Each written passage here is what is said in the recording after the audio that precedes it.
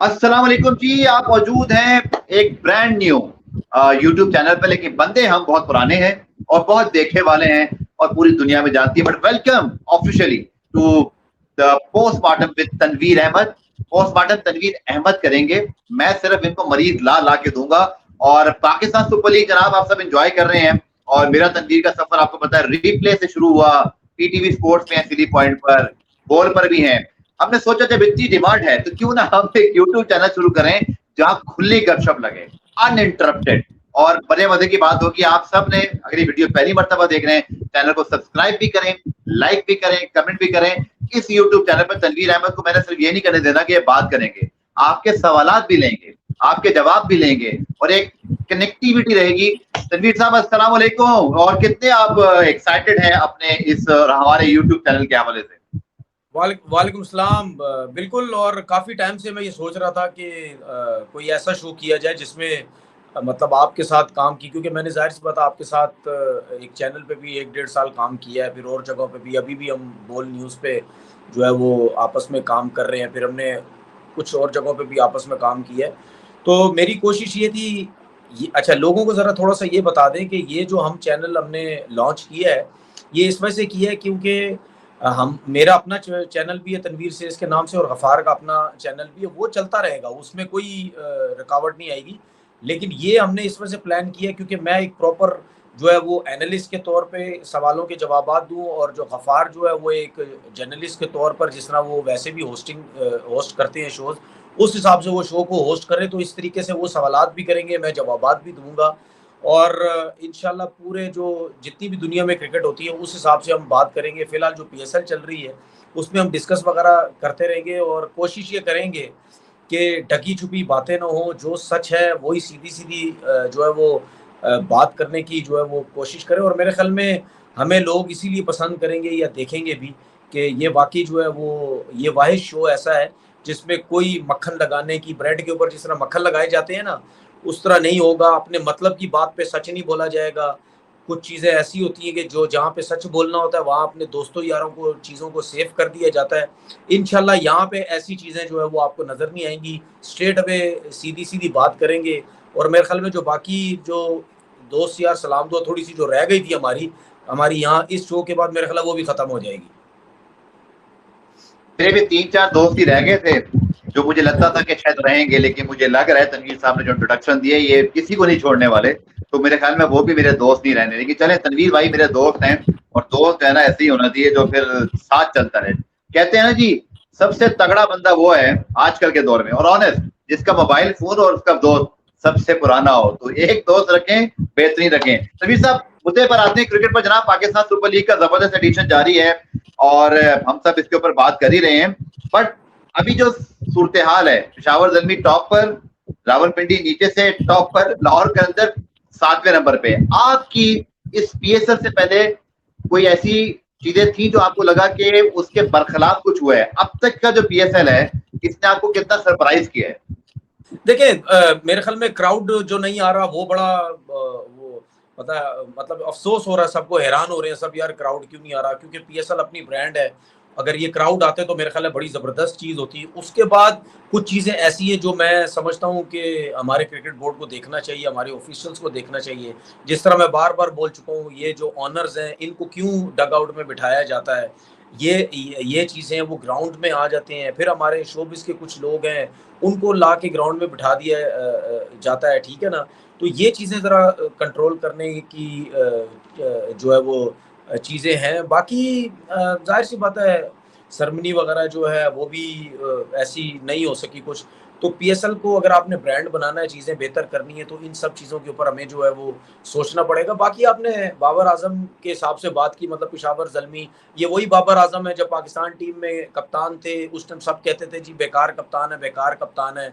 इसकी टीम में इसकी कप्तानी में टीम वर्ल्ड कप खेली, एशिया कप के सेमीफाइनल फाइनल सब खेली, टीम बन रही थी, बर्बादी फेर दी इसकी, उसकी क्रिकेट बर्बाद करने की कोशिश की, मेंटली उसको डिस्टर्ब करने की कोशिश की, ठीक है। उसकी उसकी बैटिंग को बिल्कुल बदलने की कोशिश की। जो अभी हाल ही में हमने उसका हाल देखा, माइक हैसन की कोचिंग के ऊपर जो सिलेक्टर्स ने उसका हाल किया। लेकिन ये वही बाबर आजम इस पीएसएल में डिफरेंट नजर आ रहे हैं, उसकी टीम कोई मैच नहीं हार रही, वो कप्तान, आज सबको कप्तानी भी उसकी अच्छी लग रही है, आज सबको बैटिंग भी उसकी अच्छी लग रही है। ऐसा क्या हुआ कि बाबर की कप्तानी भी अच्छी हो गई, बैटिंग भी बेहतर हो गई? क्योंकि वो जो गिब्सन आए पेशावर के जो हेड कोच, उन्होंने उस चीज को चेंज किया कि नहीं, हमें वही बाबर चाहिए, हमें ये छक्के चौके स्ट्राइक रेट वाला बाबर नहीं चाहिए। तो वो जो है वो जो डिफरेंट जो है वो नजर आया बाबर आजम, और पेशावर ज़ल्मी जो है वो डिफरेंट नजर आई। यार तनवीर साहब, ऐसे तो मजा नहीं आएगा ना, जरा वो वाली बातें करते हैं ना जो लोग सुनना चाहते हैं। आप यार पूछे लोग ना, तो, जो भी पूछा, हमने चैनल ओ का नाम भाई, ही पोस्टमार्टम रखा है भाई। आप जो भाई मर्जी अब पूछना पूछे भाई। मैं तो अब आपको ये कह रहा हूँ कि लोग कितने परेशान हैं। आप तो जहाँ सुकून से बैठे हैं, लोग की नहीं, किस नींदें चीज पे हराम हो परेशान गई है? हैं। किस चीज पे लोग की परेशान नींदें हराम हो गई हैं कि बाबर आजम की टीम लगातार 5 मैच जीत गई है। उसकी ऐसे जल्मी के ऊपर ही पीछे पड़े होते थे। ऑप्शन में याद है, वो ऑप्शन वाले, मैं अपोलॉजी फॉर्म पर ट्वीट कर चुका हूँ तनवीर साहब, कि मोहम्मद अकरम के ऊपर इतनी तनकीद, पेशावर जल्मी पे इतनी तनकीद। भाई अपोलॉजी फॉर्म फाइल करें। सर ये मेरे ख्याल में डिप्लोमा इन ऑप्शन भी होना चाहिए, जो पेशावर जल्मी और मोहम्मद अकरम ने करके दिखाया। देखिए आगे क्या होगा ये खुदा जानता है, कि प्लेऑफ में एक बुरा दिन भी आता है, फाइनल में भी आपकी किस्मत भी काउंट करती है। लेकिन टीमों के बैकअप देखें, शरीफुल इस्लाम जा रहे हैं, नाहिद राणा जा रहे हैं, बट 3-3 बॉलर फिर भी पीछे रखे हुए हैं। ये होता है ऑप्शन। लेकिन कितने लोगों की नींद उड़ी होगी भाई साहब, बहुत लोगों की नींद उड़ी हुई है। देखिए, बात ये है कि अब तो जाहिर सी बात है, लोगों को प्रॉब्लम ये भी शुरू हो गई है ना कि अगर बाबर ने रन्स कर दिए हैं, उसकी कप्तानी में टीम जीत जीत रही है, जाहिर बात है ये पाकिस्तान है गफार, यहाँ कुछ भी हो सकता है। ठीक है ना, क्या पता आगे चल के ऐसे लोग आ जाएं, ऐसे सेलेक्टर आ जाएं जो बाबर को पसंद करते हों, बाबर को कहते हो कि भाई आप दोबारा से T20 की कप्तानी करें, ठीक है, आप दोबारा से जो है वो ओपन करें। क्योंकि फिलहाल फिलहाल हमें जो भी पीएसएल, पूरा पीएसएल हमने देखा, आधा पीएसएल हो गया है, हमें कोई भी उस कैलिबर का प्लेयर जो है नजर नहीं आ रहा कि कोई ऐसा प्लेयर आए कि वाकई ये बाबर आजम को बीट कर सकता है। समीर मिन्हाज एक बच्चा नजर आ रहा है, इसके अलावा एक आध और प्लेयर हमें नजर आ रहे हैं कि यार इनमें लगता है कुछ टैलेंट है, लेकिन हम एकदम से नहीं कह सकते कि यार बाबर आजम जैसा जो है वो प्लेयर हमें टीम में जो है वो नजर आ रहा है। बाकी जाहिर सी बात है, अपना ब्रांड है, जो जो चीज़ें मसले मसाइल हैं उसको बिल्कुल फिल करने की ज़रूरत है। और ब्रांड तो है, लेकिन आपने देखा कि शहरों में वो चीज़ें ब्रांड के हिसाब से नज़र नहीं आ रही, पब्लिसिटी नज़र नहीं आ रही। अगर क्राउड नहीं आ रहा तो आपकी फ्रेंचाइजीज को ये देखना चाहिए, उनको सिर्फ ये पड़ी हुई हम ग्राउंड में आ जाएं, हम एक्टरों को लेके आ जाएं, हम फलानों को लेके आ जाएं, हम डगआउट में बैठ जाएं, हम खुद पहुंच के वहाँ पे सोफे पे जो है वो क्लैपिंग करते रहें, सब कुछ करते रहें। हमारे लोगों को सिर्फ ये वो है, कोई ऐसी चीज़ें करने की कोशिश ही नहीं कर रहा कि यार मतलब यानी अगर क्राउड नहीं है तो हम किस तरीके से हम मतलब यानी क्राउड वापस लाने की कोशिश करें या क्या एफर्ट करें। जाहिर सी बात है पूरी दुनिया में बेइज्जती होती है कि यार इतनी बड़ा ब्रांड है, किस वजह से, किन किन चीज़ों की वजह से जो है वो क्राउड नहीं आ रहा, तो अफसोस की बात तो होती है ना यार। चलिए तनवीर भाई ने जो बात की, मैं इसको सिर्फ इतना आपको बता देता हूँ अंदर की न्यूज, क्योंकि आपके इस शो में ना अंदर की न्यूज तो मेरे पास जिस वक्त होगी मैं वो लाऊंगा, आपको बताऊंगा, और तनवीर भाई का एनालिसिस भी लेंगे।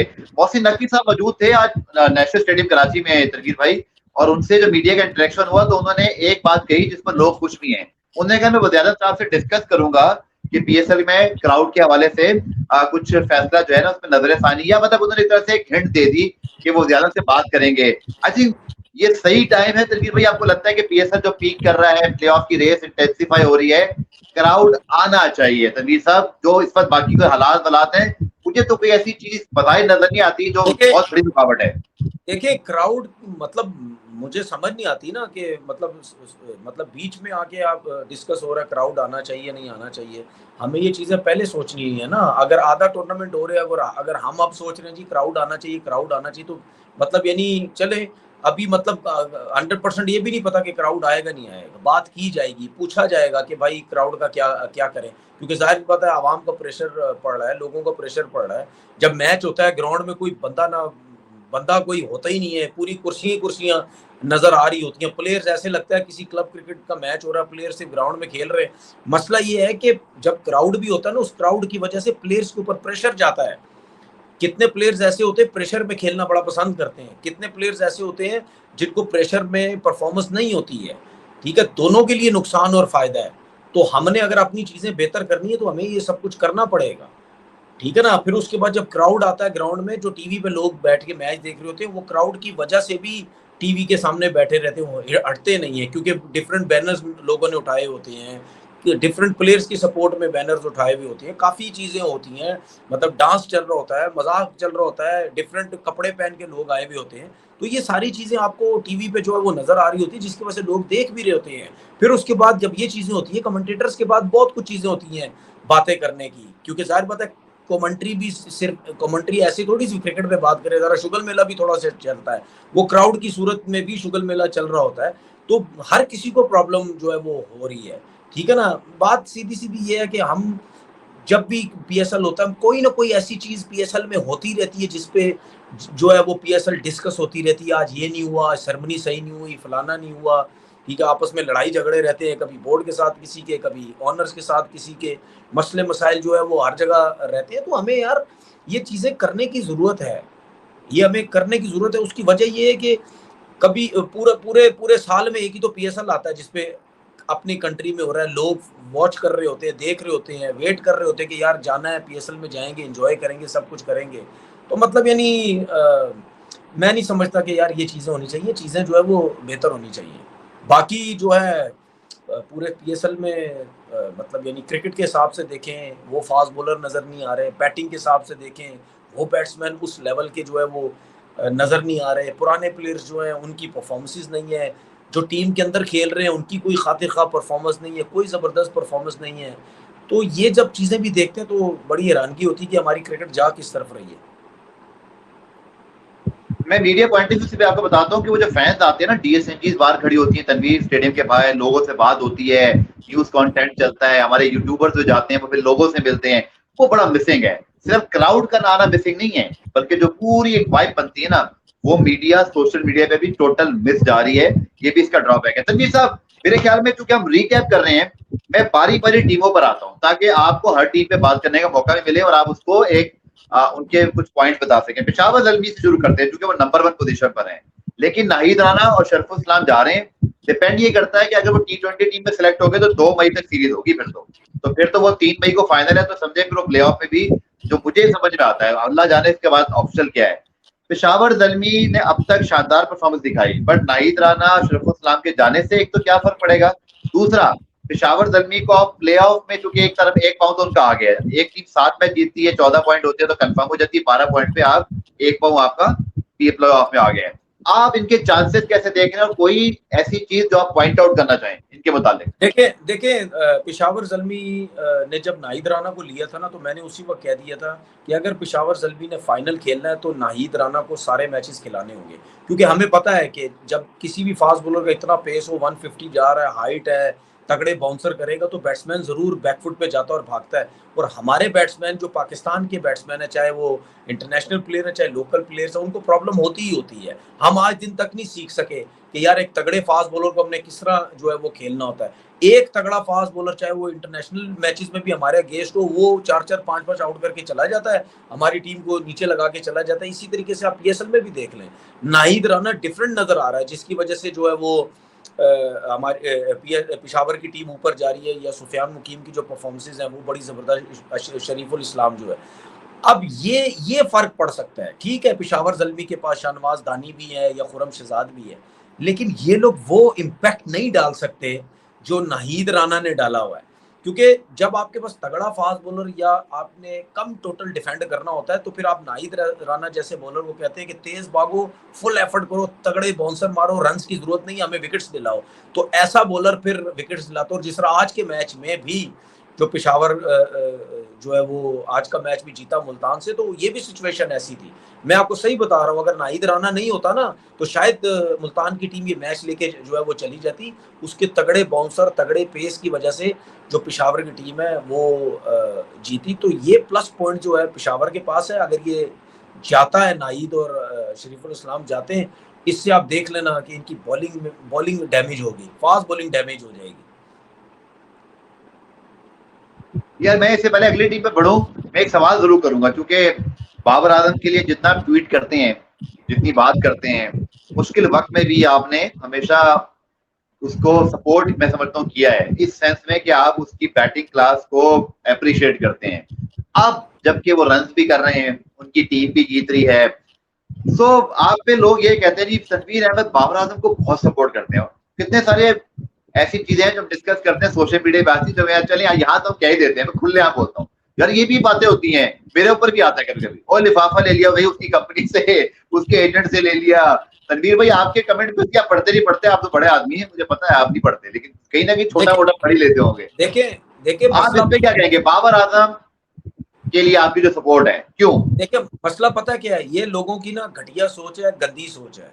और पाकिस्तान में आपको पता है चीजें ये चलती रहती हैं, ठीक है ना। जो जिस प्लेयर की या जिस जिस बंदे की ज्यादा बात करता है, यहाँ पे ये गंदी सोच लोगों के जहनों में चलती रहती है कि जी ये उसके से पैसे लेता होगा, उसके साथ उठता बैठता होगा, उससे फोन पे बातें करता रहता होगा।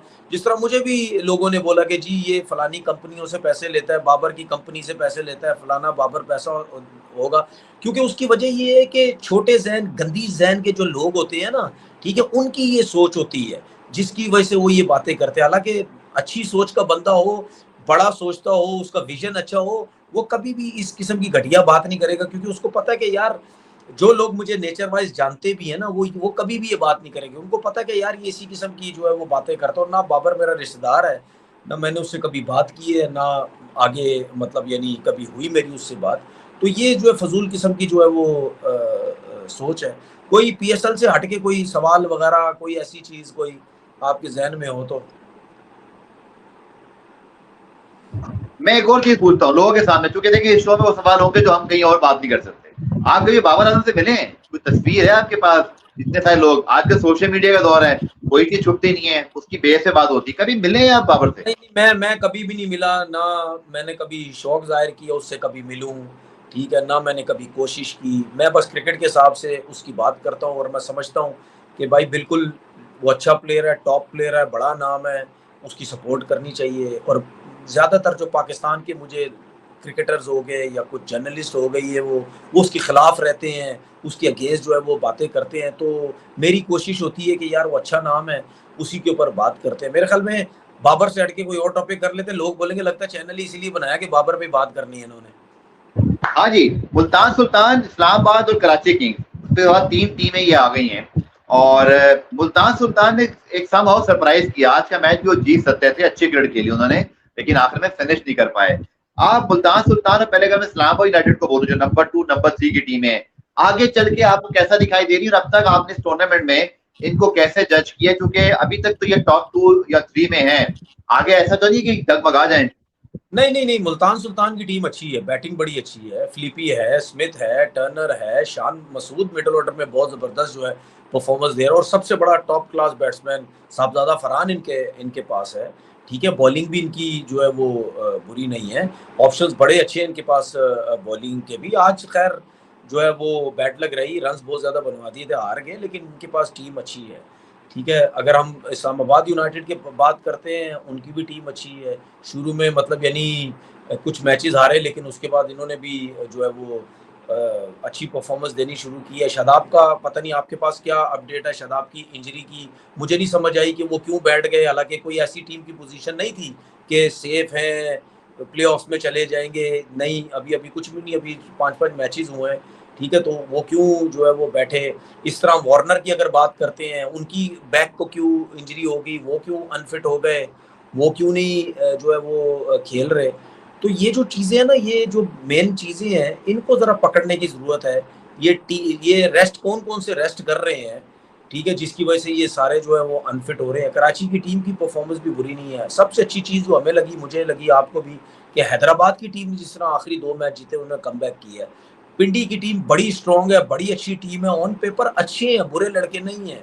मतलब सैम बिलिंग्स है, रिजवान खुद है, आमिर है उसमें, डेरिल मिचेल है उसमें, ठीक है। बहुत अच्छी जो है वो टीम है। फजल अब्दुल्ला फजल जो लड़का है वो बड़ा जबरदस्त है। नसीम शाह अनफिट हो गया है, वो बैट लग रही है।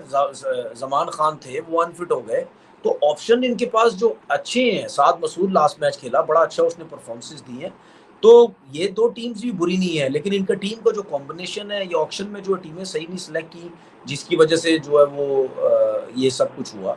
मतलब आई थिंक ये जो सारी टीम्स हैं ये अच्छी टीम है, लेकिन जाहिर सी बात है जब आप गलतियां नहीं करेंगे, टीम बैलेंस होगी, तो वो फिर जो है वो ज्यादा जो है वो जीतेंगे मैचेस। अच्छा दोस्तों, आखिर में हम इसको थोड़ा रैप अप करते हैं। तो मुल्तान सुल्तान की हमने बात की, इस्लामाबाद यूनाइटेड की बात की। तनवीर भाई, चूंकि 4 टीमों ने जाना है, पहले बड़े मजे थे भाई पीएसएल में, 6 टीमें या 4 में तो आ जाएंगे यार, लेकिन अब 8 टीमों में से 2 टीमें अगर पेशावर और इस्लामाबाद अगर जबरदस्त जा रही है, तो इसका मतलब यह है कि इस्लामाबाद, कराची, कोयटा, इवन लाहौर कलंदर जिसके पास पोटेंशियल है, इन सब के दरमियान 2 स्पॉट के लिए बड़ी जबरदस्त जंग होनी है। और अगर आप देखें तो इस्लामाबाद को 1 पॉइंट जो मिल गया था जल्मी वाला, उसकी वजह से उनके 7 पॉइंट है, वरना 6 पॉइंट तो कराची के भी हैं, तो ये बराबर ही होते हैं। पीछे 4-4 पॉइंट के साथ 2-3 टीमें खड़ी हैं। इसका मतलब है कि जहां इस्लामाबाद और कराची डगमगाए, एकदम से ये पॉइंट से नीचे जाएंगे, दूसरी टीम ऊपर आएगी। मैं अगर कराची किंग्स और कोयटा के बाद से बात करूं, आपको लगता है कि अभी तक तो ये चौथे पांचवे पर है, पर लाहौर के अंदर ऐसा तो नहीं कि उनके पास जो पोटेंशियल है 5 मैच अभी उनके बाकी हैं, सिर्फ 4 पॉइंट है, लेकिन एकदम से कि वो जंप करें, बॉलिंग तो अच्छी है उनके पास, फखर जमान जैसा प्लेयर भी है। आपको अगर मैं सीधी मतलब जबान में पूछूं, कराची कोयटा जो चौथे पांचवे पे हैं, लाहौर के अंदर 7वें पे, आपको लगता है आगे चल के इनमें से कोई टीम ऐसा है जो ऊपर है, गिर सकती है, जो नीचे से एकदम ऊपर जाए, क्योंकि अभी खेल बड़ा बाकी है लीग में? देखिए क्रिकेट है ना यार, ऐसा थोड़ी है। देखिए अभी तो अगर हम पिशावर की बात करते हो, उसके 11 पॉइंट है, ठीक है ना, तो हम पिशावर को देख के ये नहीं बोल सकते कि जी इसके भी 11 पॉइंट है, 6 मैचेस तो हुए, 11 पॉइंट है, आगे जाएगी नहीं जाएगी, क्या पता अगले सारे मैचेस हार जाए, कोई पता नहीं है। ठीक है, लाहौर कलंदर की टीम आगे की मैचेस जीत जाए, कराची आगे की मैचेस जीत जाए। देखिए जब आप हाफ टूर्नामेंट आपका होता है ना, तो उससे आपको बहुत क्लियर एक चीज नजर आ जाती है, जो टीम जीत रही है उसको भी नजर आ जाता है कि यार अब हमने अगले 2 मैच ऐसे खेलने हैं, इसी टीम के साथ खेलने, इसी कॉम्बिनेशन के साथ खेलने, कोई चेंजिंग नहीं करनी, और 2 मैच जीतो और सेफ हो जाओ। जो हाफ टूर्नामेंट के बाद नीचे टीम्स हैं, उनको भी समझ आ जाती है कि यार हमने ये हाफ टूर्नामेंट में ये प्लेइंग 11 खिलाई, ये चेंजिंग्स की, ठीक है, इस प्लेइंग 11 में हम ज्यादा बेहतर थे, हमारे स्पिनर्स भी पूरे थे, हमारे फास्ट बॉलर्स भी अच्छे थे, ये नंबरिंग भी अच्छी थी, सब कुछ अच्छी थी। तो अब जो बाकी के मैचेस है, हमने इस तरह लेके चलना है, क्योंकि हमने ऊपर आना है, ये नहीं है कि नीचे से नीचे जो है वो जाते रहे। हाँ, इसमें एक टीम है जो पिंडी की टीम है, मेरे ख्याल में वो उनके लिए सोचना बहुत मुश्किल हो जाएगा, क्योंकि वो सारे मैचेस हार गए हैं, उनके पास कोई पॉइंट नहीं है। तो वो अगर सोचे कि हम ऊपर आ सकते हैं, जो कि बहुत मुश्किल लगता है, हाँ ये जरूर सोच सकते हैं कि बाकी जो मैचेस हमारे रह गए उसमें कुछ मैचेस जीत के हम अपनी जरा शक्ल सूरत मुंह जो है वो लोगों को दिखा सकें कि यार हाँ यार असी भी कुछ जीते हैं, ठीक है ना, बस ये कर सकते हैं। ठीक है, अपनी इंडिविजुअल परफॉर्मेंस दे के टीम जीत जाए। बाकी जो अगला पीएसएल होगा उसमें हम सोचेंगे कि क्या है क्या नहीं है, ठीक है ना, क्योंकि क्योंकि इनके लिए, पिंडी के लिए इस वजह से मुश्किल हो गया, ये सारे मैचेस जीते भी तो इनके पॉइंट्स इतने जो है वो नहीं बनते हैं, वो इनके लिए थोड़ा सा मुश्किल है। बाकी जिन टीम के थोड़े से पॉइंट्स हैं उनके पास थोड़ा सा ऑप्शन है। आपने सही बात की है कि अभी ट्रिकी सिचुएशन है हर टीम के लिए, लेकिन मैं ये जरूर कहना चाहता हूँ कि जिन टीम्स के पॉइंट्स हैं और वो टॉप 3 में है, वो बिल्कुल भी कोई पंगा लेने की जरूरत ना करे, कोई मसले मसाइल करने की जरूरत ना करें। भाई 1-2 मैच और जीतो, उसके बाद जाके एक्सपेरिमेंट करो, किसी ने बैठना, अच्छे प्लेयर ने, किसी कप्तान ने बैठना है, किसी अच्छे फास्ट बॉलर्स को, अपने किसी प्लेयर को रेस्ट देना, फिर जाके दें, अदरवाइज उससे पहले बिल्कुल भी चांस लेने की जरूरत नहीं है। तनवीर भाई, लाहौर कलंदर्स का मैं इसलिए पूछूंगा क्योंकि ये डिफेंडिंग चैंपियन है और बिल्कुल नीचे बैठ गए 7वें नंबर पे। आपको इनकी टीम देख के लग रहा है कि ये टॉप 4 में आ जाएंगे, क्योंकि ये नीचे बैठे हुए हैं? बाकी टीमों को तो जने भी रियलिस्टिक चांस है, बट ये बिल्कुल ही यार 3 मैच लगातार हार गए और लाहौर से निकले तो हार ही जा रहे हैं। पर लाहौर में इनका एक मैच और भी है। लाहौर कलंदर के मुताबिक क्या राय आपकी?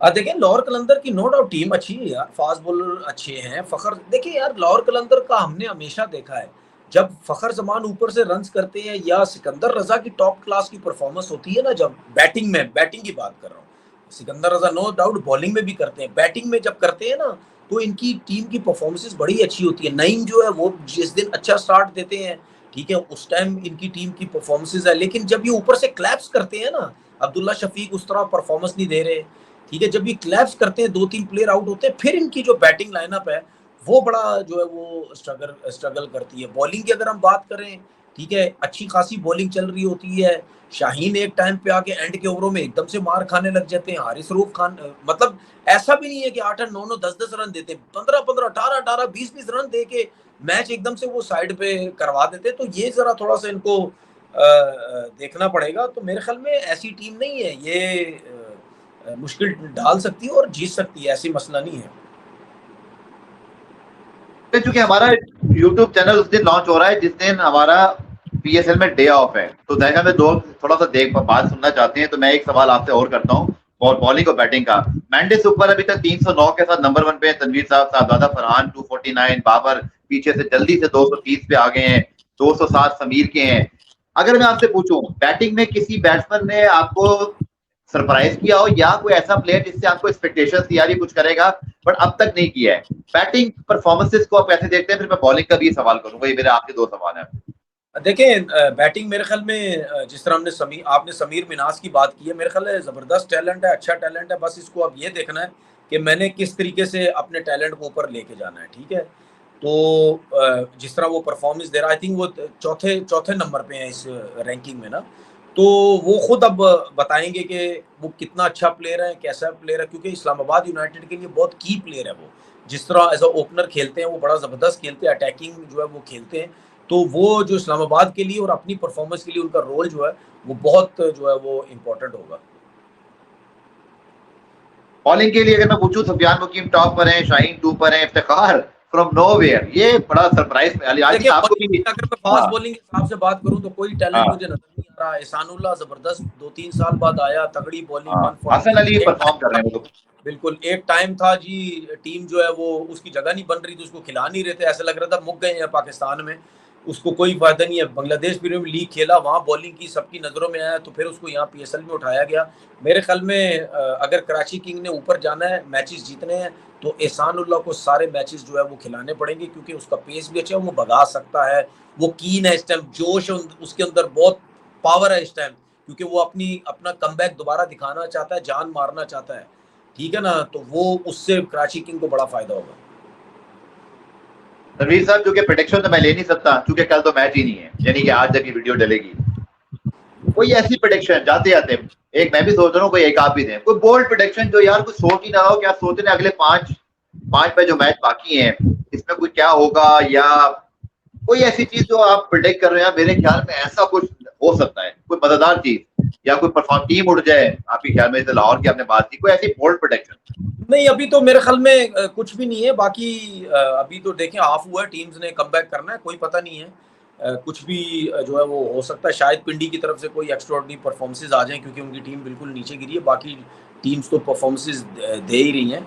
तो लेट्स सी, देखते हैं कल जब हमारा शो होगा फिर उसमें बहुत सी चीज़ें जो है वो डिस्कस करेंगे हम। पिंडी के लिए मैंने सिर्फ ये कहा कि भाई उनको बहुत दुआओं की जरूरत है, क्योंकि दवा तो चल नहीं रही, पर कुछ सीख लें हैदराबाद वालों से। भाई हैदराबाद ने ऊपर नीचे लड़के करके परफॉर्मेंस निकाल ली, तो पिंडी वालों कुछ हरकत में बरकत है, कुछ थोड़ा बहुत ऊपर नीचे करो, शायद आप भी क्लिक हो जाए। थैंक यू तनवीर साहब, और जो लोग वीडियो देख रहे हैं आप सबका भी शुक्रिया। बस आपने अपने मतलब चैनल को हमारे सब्सक्राइब करना है, कमेंट जरूर करने हैं, शेयर कीजिए। इंशाल्लाह ये चैनल पे आगे चल के जब आप लोगों के साथ ज्यादा और गुफ्तगू होगी, आप लोगों को भी प्रोग्राम में शामिल करेंगे, तो मजा आने वाला है। चैनल पे पोस्टमार्टम तनवीर साहब करेंगे, ये बगैर स्टेटोस्कोप के आए हैं, लेकिन पोस्टमार्टम बड़ा दबंग करते हैं। तो मुझे और तनवीर को आज के इस एपिसोड से इजाजत दीजिए, उम्मीद आपको पसंद आया होगा, और नेक्स्ट एपिसोड में आपसे मुलाकात होगी बहुत सारी एनालिसिस और खबरों और इनसाइड न्यूज के साथ। मुझे और तनवीर को इजाजत दीजिए, खुदा हाफिज।